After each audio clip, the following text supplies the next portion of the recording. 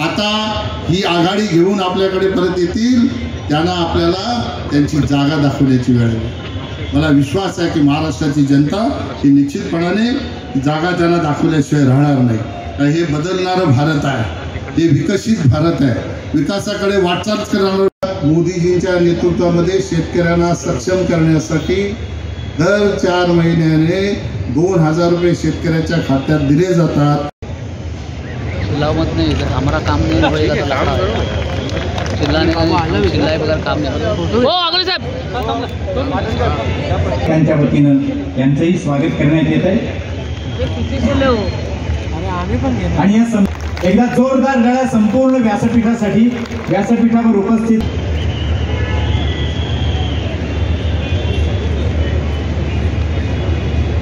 छत्रपती शिवाजी महाराज, महात्मा ज्योतिबा फुले, उपस्थित असलेलं संपूर्ण सभागृह, आज या लोकसभा निवडणुकीच्या 36 मेळावे होत आहेत. महायुतीचे सर्वात मोठा घटक जवळपास 15 पक्ष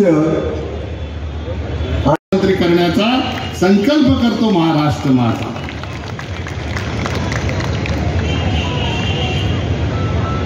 महायुती आपली झाल्यानंतर बऱ्याच वेळा आपल्याला सगळ्यांना ऐकायला मिळालं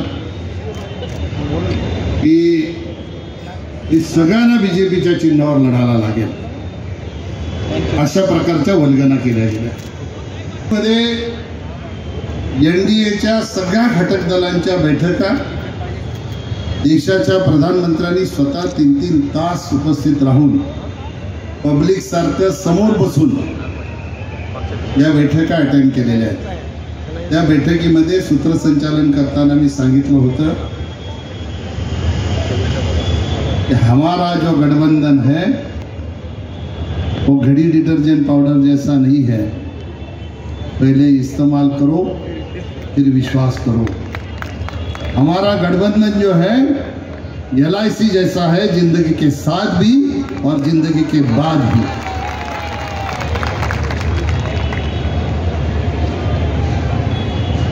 कार्यकर्ते एकत्र येणं ही सुरुवात आहे,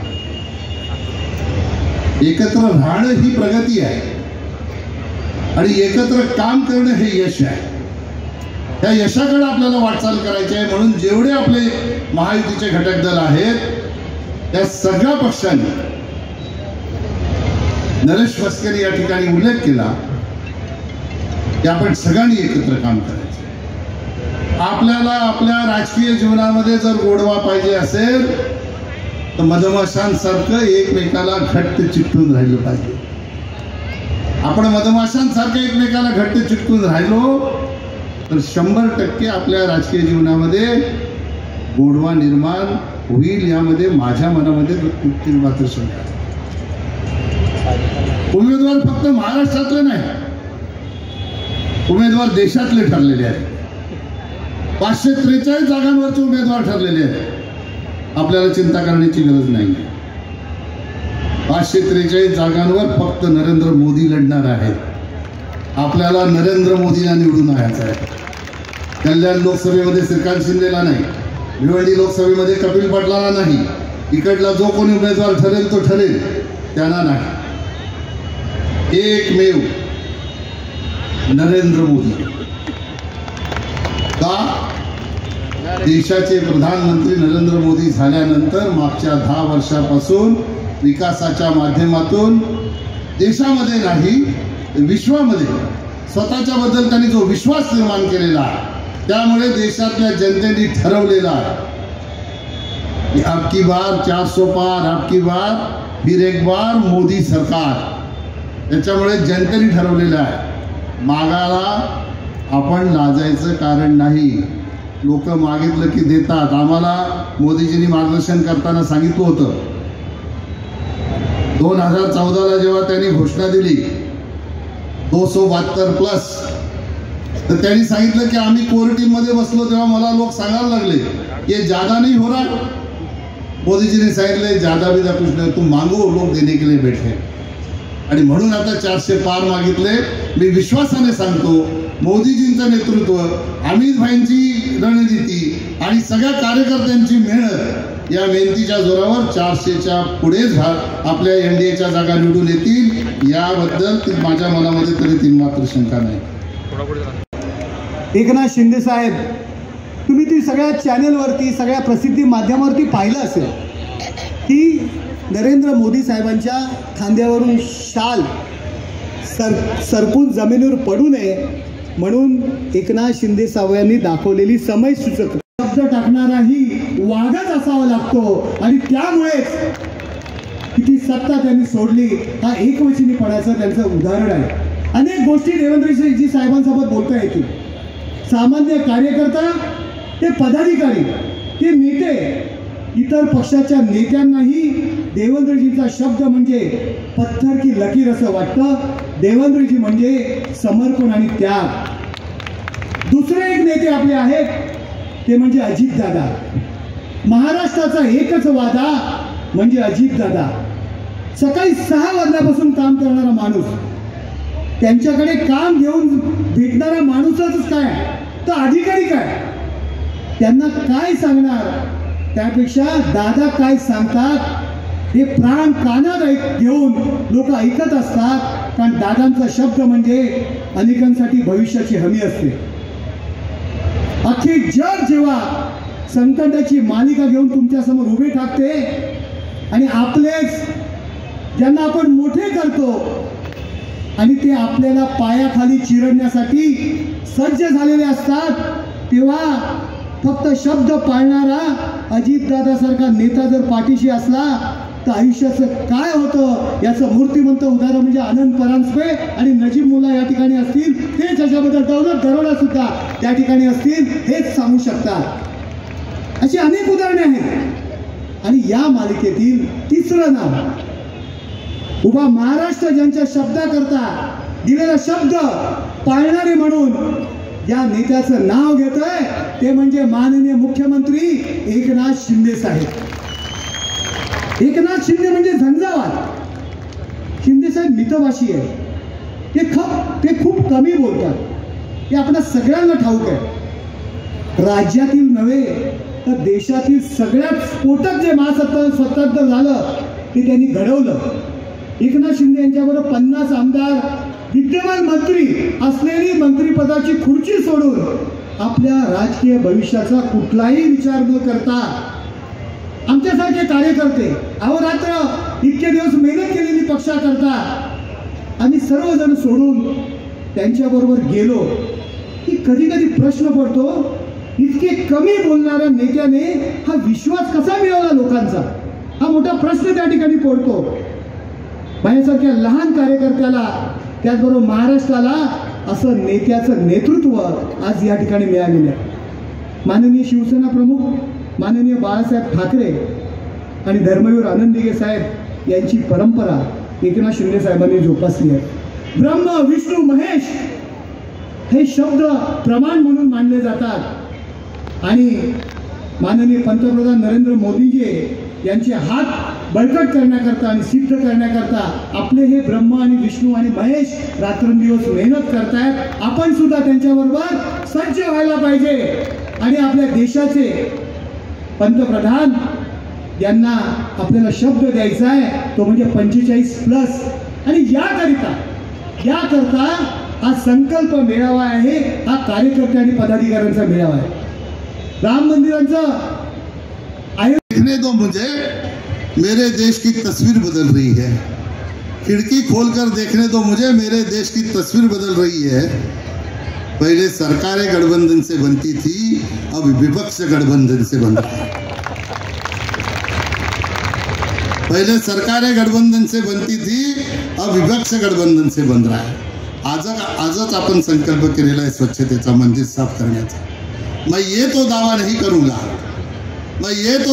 करूंगा कि देश का सारा कचरा मोदी जी ने साफ कर दिया, लेकिन ये दावा जरूर करूंगा कि देश का सारा कचरा इंडी अलायंस के माध्यम से इकट्ठा कर दिया।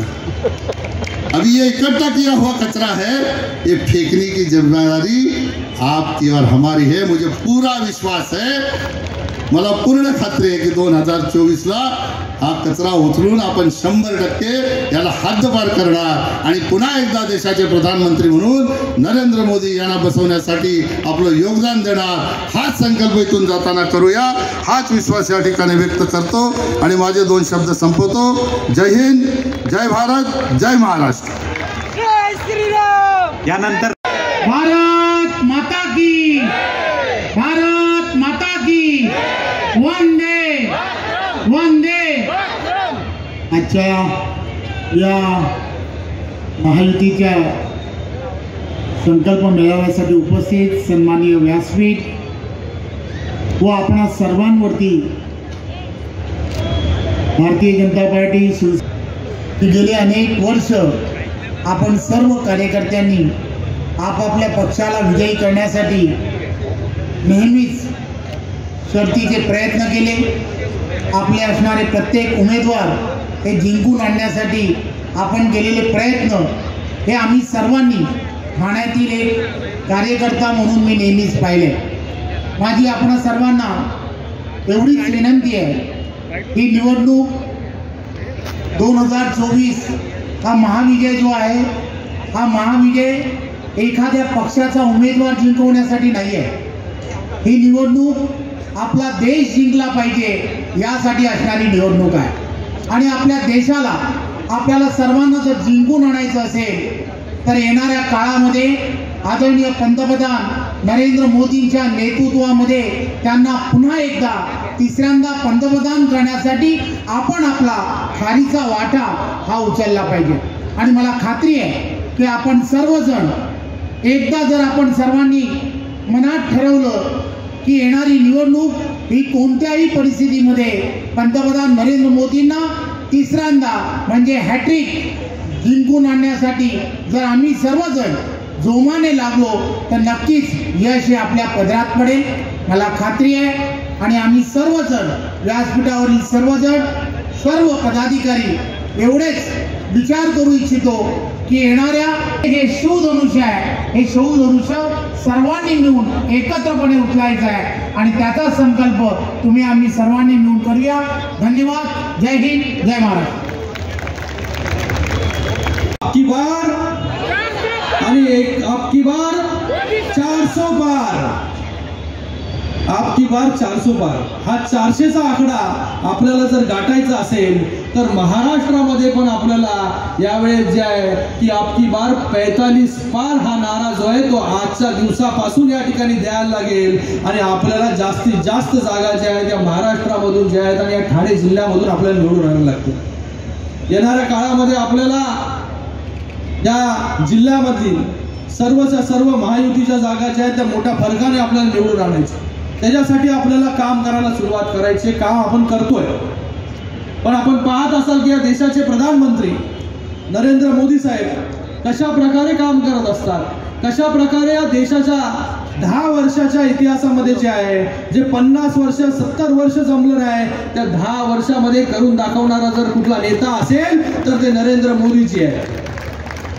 आज त्यांची कार्यपद्धती जर बघितली तर आपण त्या प्रकारे जे आहे म्हणजे आज 10 वर्षामध्ये आपला देश जो मागे होता त्याला पुढे आणण्याचं काम जे आहे ते आपण नरेंद्र मोदी साहेबांनी या ठिकाणी केलं। अनेक प्रकल्प जे आहेत हे अनेक प्रकल्प या ठिकाणी उभा करण्याचं काम मोदी साहेबांनी केलं। आज या ठिकाणी विरोधक म्हणत असतात की या राम मंदिराच्या मुद्द्यावरती जे आहे या देशामध्ये राजकारण चालू आहे, पण यांना कोणी थांबवलं होतं गेले 70 वर्ष की राम मंदिर जे आहे हे 70 वर्षामध्ये हे लोक बांधू शकले नाही, पण 500 वर्ष आपल्याला वाट बघायला लागली राम मंदिरासाठी आणि हे राम मंदिर बांधण्यासाठी जे आहे हे नरेंद्र मोदी साहेबांना जन्म घ्यायला लागला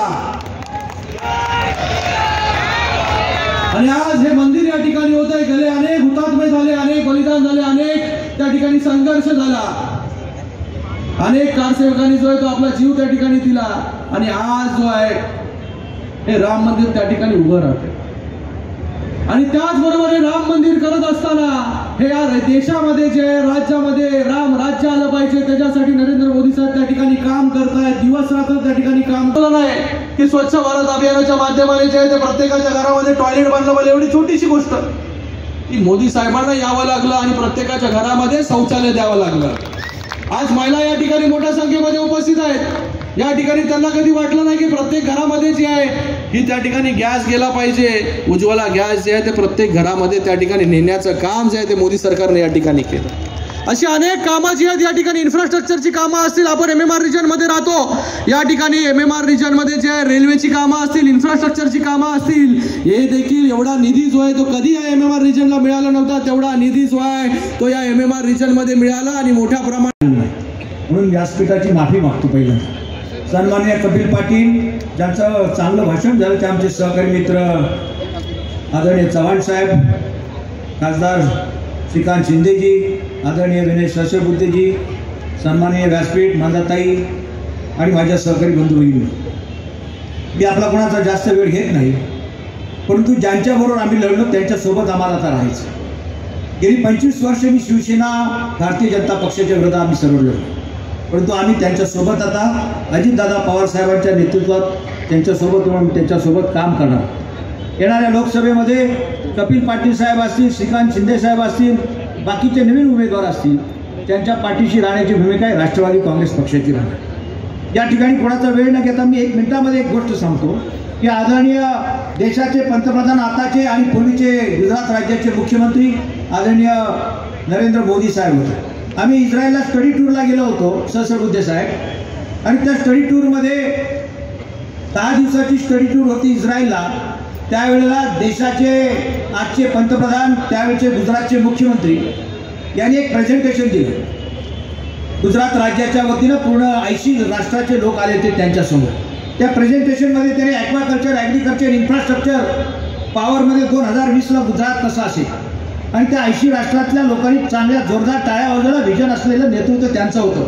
ही माहिती तुम्हाला अशासाठी मी दिली की त्यावेळेला अजितदादा पवार साहेब म्हणाले, त्यावेळेला अजितदादा पवार साहेब आमच्यासोबत होते, मी त्यांच्यासोबत होतो. इथे संदीप नाईक आहेत, तेही त्यावेळेला होते. 3.5 दिवस ते आमच्यासोबत होते. त्यावेळेला अजितदादा पवार म्हणाले की प्रमोद ही कॅसेट राज्याच्या मुख्यमंत्र्यांना आपण देऊ. आज ना उद्या गुजरात राज्याचे मुख्यमंत्री हे देशाचे पंतप्रधान होते. हे वाक्य बोललेले हे मुद्दाम या सगळीकडे सांगते. आणि 2014ला गुजरातचे मुख्यमंत्री देशाचे पंतप्रधान झाले. विजन असलेलं नेतृत्व आपल्याला या देशाने पाहिजे. अजितदादांच्या नेतृत्वाखाली आम्ही मंडळी गेली 37-38 वर्षापासून काम करतोय आणि काम करत असताना त्यांचं सुद्धा विजन आहे. विजन असलेला नेता आम्हाला मिळालेला आहे आणि त्याची साथ आणि त्याला देणारी आपली सगळ्यांची साथ असल्यामुळे या पुढच्या काळामध्ये चांगल्या प्रकारे ठाणे जिल्ह्यामध्ये गौरवशाली काम झाल्याशिवाय राहणार नाही. मला आठवतं 1998ला 97ला मी जिल्हा परिषदचा सभापती झालो.